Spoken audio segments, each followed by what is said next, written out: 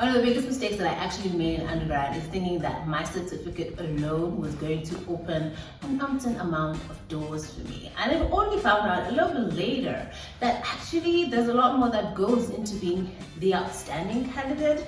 Skills development, knowing a company, what it needs. Granted, God's will for our lives always prevails, but even the Bible has 23 plus scriptures about work. So you have to know how you can bring value to the company that you want to thrive in.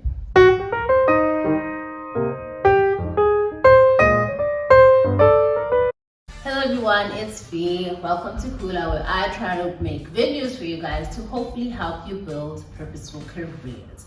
So in today's episode, I want to enlighten you guys with ways you can actually develop your skills while you're still in undergrad, postgrad, or even just improving your whole skills experience at work, right? It's very important to stand out with the skills that you have. I mean, I think it's one of the most important things that will determine whether or not you get in. But before we start and go ahead with my 3 tips that I feel like are simple, straightforward, and actually practical, let's start off with a quote. Don't worry about success, but work towards being significant, and success will naturally flow.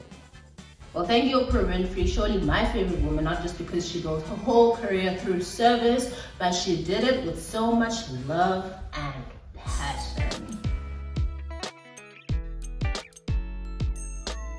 So firstly, get to know the industry that you are interested in. What you don't want is to spend your entire undergrad or postgrad or both getting to know the skills that are not even relevant or no skills at all for the industry that you're interested in. It would be a sad situation. I'm all about skills now that I know that companies really want somebody that's really going to bring value to their companies. I mean, it's all rocket science, you guys.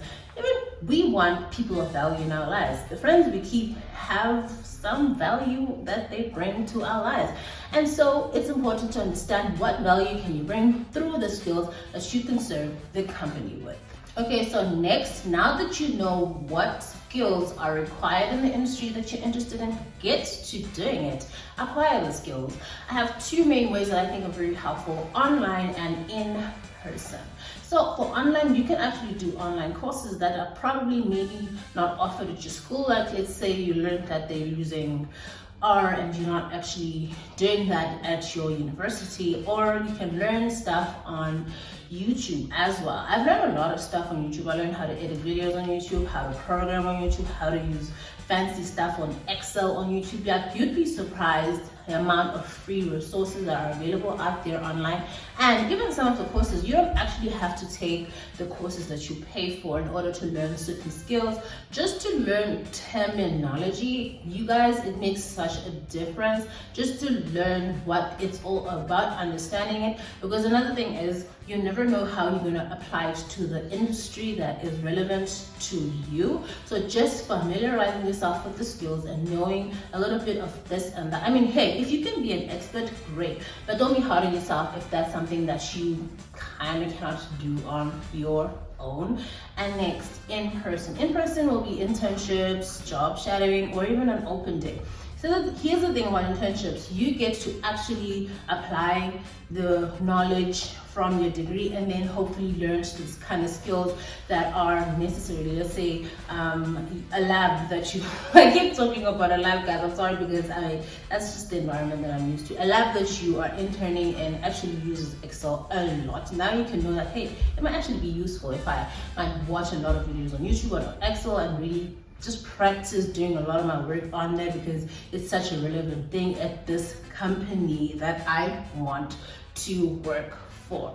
And granted, a lot of interns don't get the mentorship that they need, but that's not really something that we should highlight, because at the end of the day, if you know what they use, you can teach yourself. I mean, you can learn anything. Never underestimate yourself. Job shadowing also exposes you a lot, because you get to ask questions, and the questions will actually lead you to knowing what you really need to make it in this industry. So never feel like there's nothing you can do. Try see what you can do from where you're at right now, and then from there you can decide what to start with, what to be practical with. And the nice thing is, if you actually learn something, let's say online, and then you get an internship or you get to shadow, now you can actually apply it or see how you can apply it. Like, it's just so nice to be curious. Last but certainly not least is have a timeline. I mean, you have to aim to get results in a reasonable amount of time. You can't, I mean, let's be honest, if you are in undergrad, you only have 3 years to attain the degree, so you probably have 3 years to learn those skills, and you have a lot to do in those 3 years, including acquiring the degree. So you need to have a regular timeline. Something that can really help is calendar blocking, like knowing what time you have actually, then you can actually be able to see when you can squeeze in this time for you to be able to learn these skills, whether it's holiday, weekends, or something. Calendar blocking really helps you to understand your months, your years, and how they're going to look like, and even your weeks and your days. I actually use Google Calendars for a lot of my research work, but I also do use a manual diary for things like recipes and how I'm going to run my day with my son and my husband. So get to writing things down so that you have an orderly way that you can actually account for, and it'll set you up to win. Having a timeline actually sets you up to win, because you know when you can do stuff, get stuff done in reasonable amount of time, because I want you guys to win.